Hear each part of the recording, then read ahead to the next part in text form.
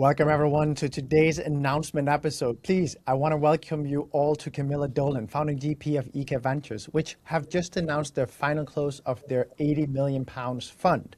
And this is Fund 2, so Eka has been around for a while, and we're going to talk a bit about where they come from and what they're doing.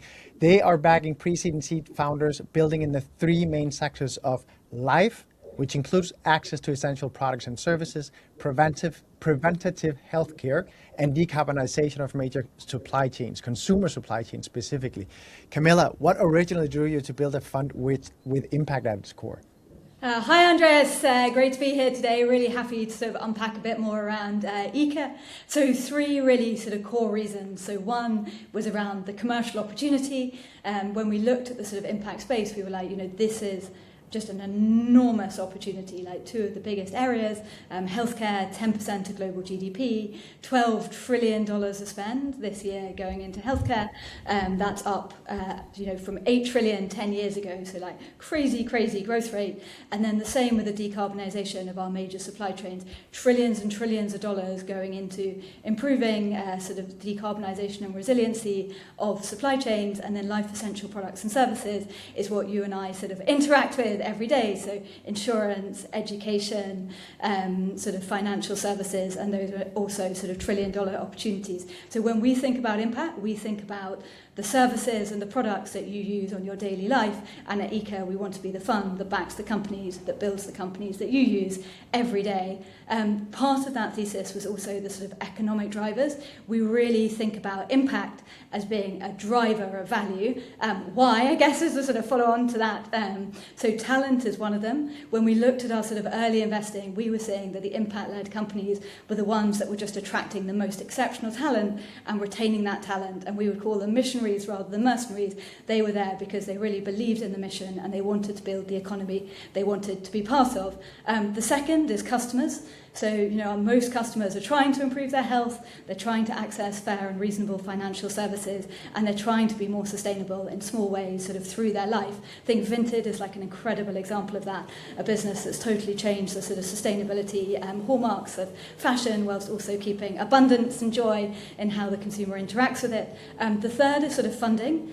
So we felt that there would be an opportunity where there would be huge swathes of capital that were unlocked by having this sort of focus on impact, and we've definitely seen that in some of the companies in Fund 1, which we're really happy to sort of chat a bit about. And then the fourth and final one is regulation. So most of these sectors are quite heavily regulated, and we felt there would be a real sort of opportunity for companies that lent into that regulation, took their responsibility seriously and recognised that they were building that sort of core infrastructure that people use every day.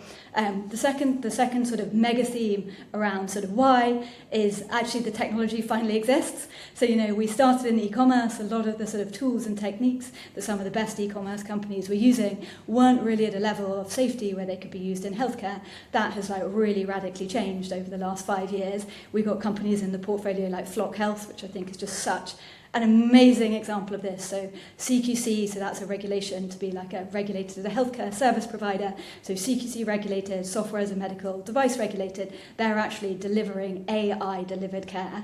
In the UK, you wait 12 weeks to go and see someone for lower back pain care. Flock can bring that down to 0, and they can do it safely and in a regulated manner. That just wasn't possible a few years ago. About 10% of global GDP, about 80% of that sits in sort of treatment, and AI and sort of better sort of pharmaceutical products is going to change a lot of that spend. So just massive opportunity, and we think that's because the technology is now at a maturity level, and then there's just a huge white space opportunity. So we have a very specific lens on impact. We're particularly excited about consumer models. We define consumer as companies that have a positive benefit on an end consumer, whether the distribution is direct to consumer or B2B2C, and that's a huge white space. Most impact investors are focused on the B2B end of the market, and we've really experienced that in Fund 1. So 70% of portfolio companies, when we issued a term sheet, there was no competing term sheet, even though 70% of those have gone on to raise really excellent up rounds from funds like Index and Excel. And then I guess really finally, we love it. We've got one life. I think John, my business partner, and I were if we're going to dedicate it to anything, what better thing to dedicate it to than this? Yeah. Camilla, I have to ask you, because a lot has happened in impact investing since you raised Fund 1. in some cases, like obviously technologically in the market, but especially in the narrative. So I'd love to hear how you reflect on what has happened since you announced Fund One, which I guess is some 3-4 years ago. Yeah, it's such a great question, and I know we were talking about it briefly. I think some of the narrative is a branding thing. So, impact defined as the way we define it, so health, sustainability, life essential products and services, those are the topics that are on the front page of the news every single day. Like, everybody knows the healthcare system needs to change, the energy system needs greater resilience, and we need sort of fairer financial services and education. So I think those are areas that people are continuing to invest into, but then there's this sort of branding question around impact, it's like a sort of dirty word. And so I think sort of the impact, those themes remain as relevant as ever, but I agree with you that there's some negativities around the label of impact at times, particularly in the US. That isn't what we're experiencing within the actual sort of landscape itself. So, Deal Room sort of published some data last year that said 10 impact unicorns were sort of minted, including Fuse Energy in the UK, one of the fastest sort of growing companies in the UK. When we sort of started, the value of sort of impact startups was relatively small, sort of 3.6 trillion now, 28x up from 10 years ago, and there's lots and lots more investors in the space. I think one of the most exciting things about the impact community is that it is a community. So when I started in VC in 2013, it was a relatively sort of small community, extremely collaborative, and everybody was sort of building towards something and trying to build that ecosystem. That's how the impact community feels like today, and we're seeing a lot of really fantastic funds raise follow-on capital. Don't you also think, Camilla, and this I am saying, I'm definitely not putting those words in your mouth, don't you think that we have a very loud minority with some quite heavy bro culture-like framings of things that in the venture community, tech community, we all hear them all the time, they have their own podcasts and that type of thing, but they're really if you get to talk to founders or if you get to talk to the common man right next door to you, they don't think about it in those terms at all. As in, they don't think about the bro culture at all. Yes, I think we have an echo chamber in venture that's driven by a select group of individuals that are very powerful when it comes to creating narratives, and they've done that successfully in our industry, but it's not really something that's going on in the wider society. At least that's how I feel it when I go around. No, I think there's loads of different ways that you can be a venture investor and be an extremely good venture investor. I think what we really believe, and I think some of the cohorts of impact investors that we really admire in the space, is people like Norsken and Pale Blue Dot. I think we really believe there is an opportunity to build businesses in this way, and for those businesses to be mind-blowingly successful and to generate outlier returns, and that's sort of really what we're focused on. And I think if you come back to that consumer point, affordability and accessibility is incredibly important. And I think this laser focus on thinking about impact through that lens helps you to build companies that target that sector and then build into really big businesses. Vinted, I think, is such a great example of that. That's a business that the majority of their user base is a female user base. It's all around sort of female empowerment and changing the way people shop. That's a multi-billion-dollar business, one of the biggest sort of European scale-up companies that's happening at the moment. Camilla, what themes are you most excited about when you look at life, health, and sustainability? Where are you most excited? Yeah, definitely. So within, I think John and I have sort of different themes, but the themes I'm really excited about in life is all around safety and security. I think that is a theme that is really still at its nascency, and I think there's lots of different sectors of that. So guardrails for safe use of AI, how we think about identity in this new world, how you secure identity, how you use identity, and then also physical safety. So people are wearing a lot of gadgets and devices, how do we use those things to make people safer in their day-to-day lives and feel safer in their day-to-day lives. So we've made one investment in that theme in Fund 2. Isn't yet announced, but I'd really love to make a lot more. The second thing around health. So we talked earlier about flock health and sort of AI and the power of AI. I mean, AI and robotics in healthcare is just going to change the game, and it's really going to change the game in care delivery. And so I'm super excited about companies that are leaning into that. How do we actually deliver care using AI or like AI and robotics. We've made one awesome investment in the robotic space called XR Labs and Fund One, which is helping surgeons sort of visualize and operate their surgery more safely and going into robotics over time. Love to make more investments in that space and go across lots of different categories. And then in sustainability, every industry still has so much opportunity to improve efficiency within their supply chains. One of the investments in Fund One we're really excited about is called Foresight Data Machines. They're decarbonising the steel industry by helping electric arc furnaces more effectively buy and use scrap. We think every single consumer industry has that dynamic to it.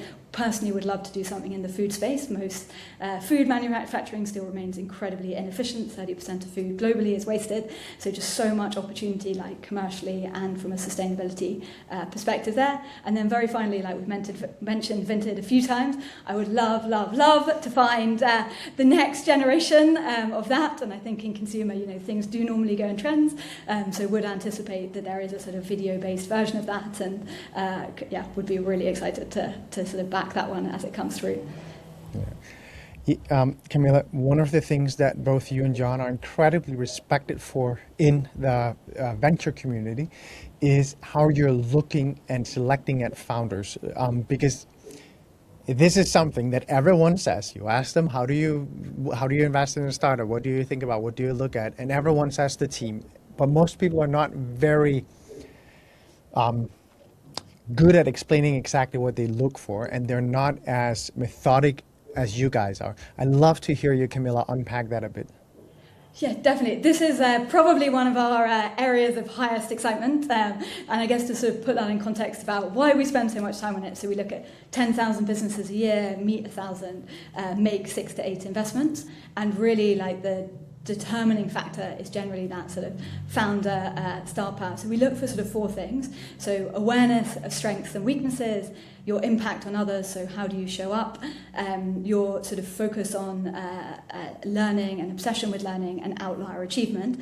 And those last 2 are really sort of the key 2 for us. So that like maniacal obsession with learning is something we're really focused on. And I guess one of the reasons why is one of the first investments we made was a food box business called Gusto. And I remember from the very earliest stage, so like seed stage, Timo being like, for me to build a very big business, I'm no longer going to be doing, I'm going to be leading, and did like an MBA, then a leadership assessment course, leadership trained to be a coach, and took on a number of board seats. And through that period of time, went from somebody that had never managed before to managing thousands and thousands of people. So when we're sort of looking for sort of founders, that's one of the hallmarks we're really looking for. And the second is just like consistent, crazy outlier achievement. And we think about that in sort of a couple of different dimensions. So one is that they just have this high agency that when they focus on something, they make it happen, and they do that, and they've got evidence of having done that in multiple different situations. Merva, who's the CEO and co-founder of a business called Hive, which is a last mile logistics business, we backed that at pre-seed. She was straight out of university. When we did this sort of 90-minute interview that we do with founders, we found out that she had tier 1 academics, a scholarship. She was the Man City football women's under 17 captain, and she had built like an incredible like influencer strategy for her family's takeaway chain Archie's. So we were like, wow, like this is someone that just makes stuff happen. They make it happen across like a wide variety of different environments. She's speaking at our summit, by the way. Oh, amazing. Well, she's more articulate about her journey than I am. I remember John, he had a catchphrase that really stuck with me, which about founders, which was, if I don't feel anxious going into a meeting with them, they're not the right type of founder for me. And I just thought that was such a, like, you can summarize so many things into that, meaning this person is a true outlier. You know you got to be on your game when you're stepping into that call. You know that anything you ask, they will be evaluating, they will have thought about already. Like, I just thought it was such a, like, if you summarize all the different factors, then what does that make you feel? And I think it's that tingling in your tummy every time you're about to meet them. Yeah, there's a little bit of anxiousness. You need to be well prepared and be mindful around that conversation. Camilla, tell me, when you look ahead, what does success look like for Eka? Yeah, so I think two different things. So one is we want to have top 5% returns to unequivocally prove that impact investing works and catalyse more capital into the space. And then the second is that we want to be the first investor into the infrastructure that consumers run their life on. So when you wake up in the morning, we want you to be using a company or a service that's a company that's backed by Eka. When you go into work, we want you to be using a transport system that's a company that's backed by Eka. When you eat lunch, we hope it's something that the food system has touched, that Eka's been an investor into. And likewise, when you socialise and sort of manage your finances. So that's our key aim, that the companies that Eka backs touch your life every day, and in doing so, make your life healthier and more sustainable. What a beautiful close. Camilla, congratulations so much. And to any founder out there that's building in life, health, or sustainability, if you're raising, now's the time to talk to Eka. Thank you for having me, and look forward to seeing you at the summit next week. Of course, of course, of course.